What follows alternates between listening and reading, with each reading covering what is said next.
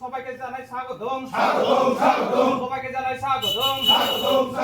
উবাগ্রা long live, উবাগ্রা long live, বিক্রমতা long live, DCF long live, উবাগ্রা কি, উবাগ্রা কি, উবাগ্রা কি। বিজেপিতে যে আমরা কাজ করছি আমরা ওরা শুধু আশাই দেয়, কাজে পুরো করে না, তাই আমরা বিজেপিকে আর ভালো লাগে না। তীব্রমাথায় দেখছি আমরা ভালো কাজ করছে, তাই আমরা তীব্রমাথার দিকে আমরা এগিয়েছি। আশা করি তীব্রমাথা আমরা সমতলে পুরোটাই আমরা তীব্রমাথা। বর্তমান এখন আমরা 12 ফ্যামিলি এসেছে, প্রায় 60 জনের মতো।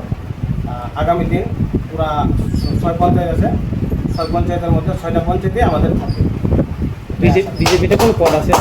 হ্যাঁ, বিজেপিতে যুব মোর্চার কেসিআর নাম মনোহর বিশ্বাস।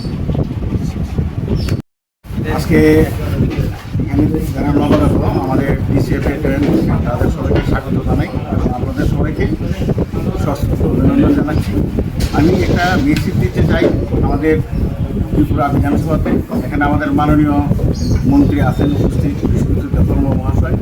ওনার মাধ্যমে আমার একটা অনুরোধ যে আমাদের এই সিমনা এলাকার যারা বিজেপির নেতৃত্ব রয়েছেন তাদের জন্য কঠোর নিরাপত্তা ব্যবস্থা যাতে ইমিডিয়েট করা হয়, অনতি বিলম্বে।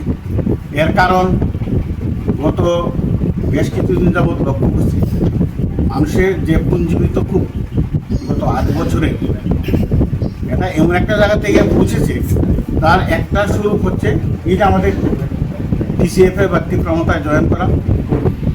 আর আরেকটা স্বরূপ যেটা আমরা কীভাবে দেখুন এটা হয়তো বা খুব দুঃখজনক হতে পারে। এই জন্য তাদের নিরাপত্তার ব্যবস্থা করা হোক। মানুষের যে ক্ষোভ আছে এটা কোন দিকে কীভাবে প্রকাশ পায় এটা কিন্তু বলা যায় না, কারণ আমরা শান্তি, সম্প্রীতি এবং উন্নয়নে বিশ্বাসী।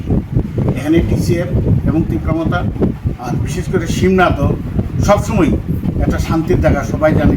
কারণ 2023 নির্বাচনের পরে সারা ত্রিপুরাতে বিভিন্ন জায়গাতে জ্বলছে, আগুন জ্বলছে, কিন্তু আমাদের সিমনাতে এটা সম্ভব হয়নি ডিউ টু আমাদের মন্ত্রী, আমাদের এমএলএ বিশ্বজিৎ দেববর্মা এবং তীব্রমাথা এবং রবীন্দ্র দেববর্মা আমাদের প্রাক্তন এমএলএ। সুতরাং এই জায়গাটাতে আমরা চাই না এখানে কোনো ক্লেশ হোক, এখানে কোনো পরিস্থিতি উত্তেজিত হোক, ওখানকার শান্তি বিঘ্নিত হোক, এটা আমি চাই না। আমার অনুরোধ এই মন্ত্রিসভার কাছে যে এই যে এখানে 2-4 জন নেতা আছেন তাদের জন্য সিকিউরিটি ব্যবস্থা করা হয়। কারণ পরে যে কিচ্ছু করলে কিন্তু আমার তীব্রমাথা বা আমাদের টিসিএফকে যেন দায়ী করবেন না, কারণ মানুষের স্বতঃস্ফূর্ত সংগ্রামের সামনে আমরা তো বাধা হয়ে দাঁড়াতে পারি না এবং এটা আমাদের ডিউটিও না।